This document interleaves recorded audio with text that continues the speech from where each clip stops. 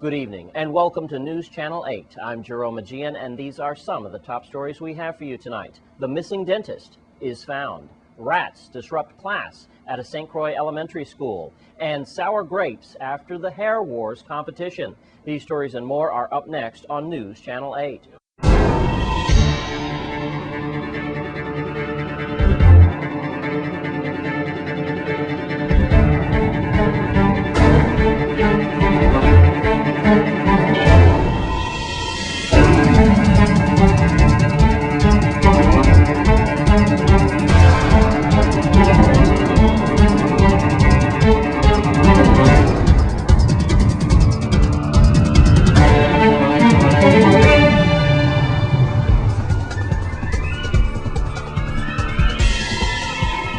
In our top story tonight, it was a bizarre story from the beginning. We're talking about the disappearance of Dr. Henry Carlin, the missing St. Thomas dentist who was 56 years old, has now been found. News Channel 8's Lee Carl will give us more on this late-breaking story tomorrow. And in other news, the Alfredo Andrews School on St. Croix has been troubled by a rat infestation once again. News Channel 8's Wes Small investigates. Thanks a lot, Jerome.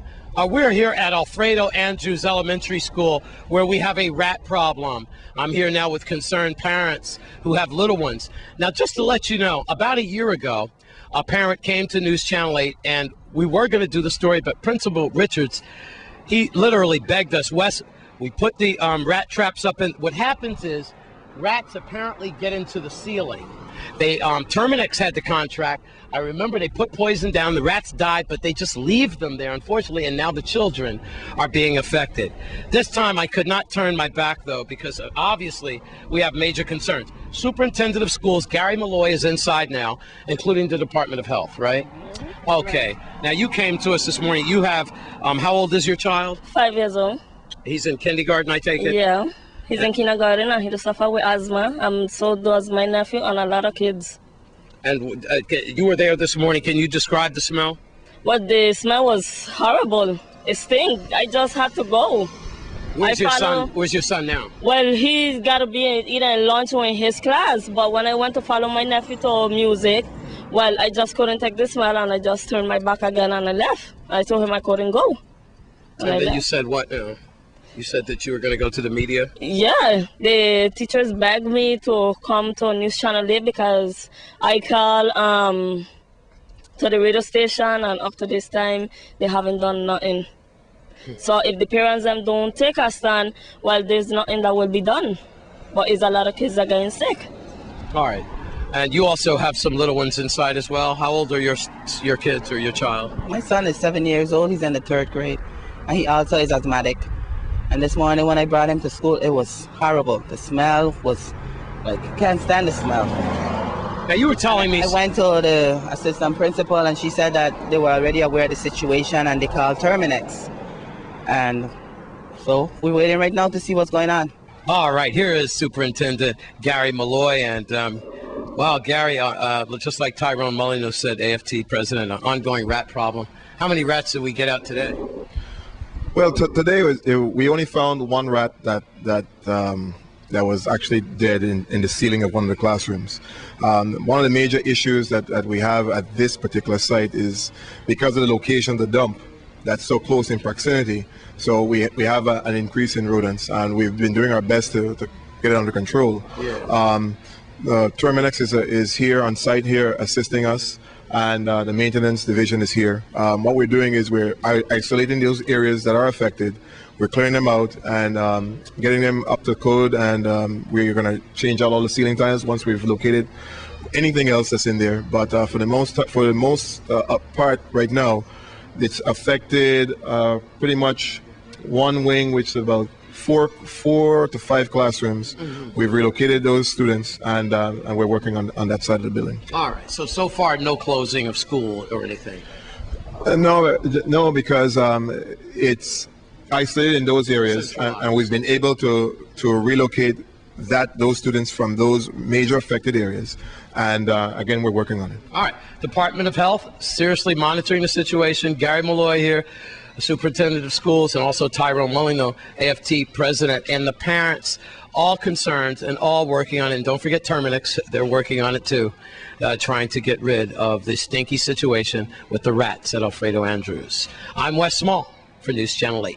Well, you might have noticed dark gray skies lately in our territory. It's not African Sahara dust, and it's not any dust from a volcano in Montserrat either.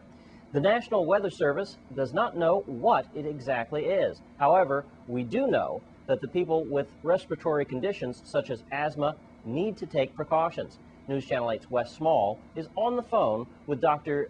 Adam Shapiro of the Virgin Islands Allergy Center. On the line with us this evening is Dr. Adam Shapiro. He's from the United States Virgin Island Allergy Center on St. Thomas. Very busy with his patients, but he's taking time to talk to our viewers at Channel 8 about the pollen and the mold count, particularly, Doc, the mold count. And we are going to go to entvi.com. That is your website, so we can monitor the pollen and mold count. And Doc, is it very high these days, especially for people with respiratory conditions? Good evening. It has been pretty high. We see the mold counts and the pollen counts go up proportionately with how much rain we've been getting. When the weather becomes a little bit wetter, when it becomes a little bit more humid, we see the pollen and the mold counts go up. The higher they are, obviously will cause more trouble for people who have allergies to the pollens or molds. And when we see it go up real high, even people who don't have allergies, people will become sensitive to all the particulate matter that's in the environment. We're seeing a lot of dust and particles that are in the air on the slides that we use to monitor the pollen and mold counts now, and oftentimes we'll see that with Sahara dust or with Montserrat ash, and now we're seeing a lot of it. We're not really 100% sure what it's from, but it's really very prominent in the environment. This can cause problems for people with sinus problems or asthma or other respiratory problems. People who are smokers are particularly at risk, and also the very young and the very old oftentimes will have particular problems this time of the year when the counts go up. All right. Well, Doc, we're reading today about the gray sky. Like you said, it's not Montserrat volcanic ash, and it's not Sahara dust, but the Weather Center does say it's going to get out of our area sometime today, so that is good news. That is good news. Yes. Now, Doc, what should people do for the remainder of the day if they have respiratory problems? Should they take extra precaution? They should. I mean, if somebody has a known respiratory problem with asthma or chronic bronchitis or terrible sinus problems, you probably want to try to not be outside if you can, and if you can seek an air-conditioned area for even just a few hours to try to be in some filtered air. That will help quite a bit, just to try to clear out your lungs and clear out the nose and sinuses that way. I'm Wes Small for News Channel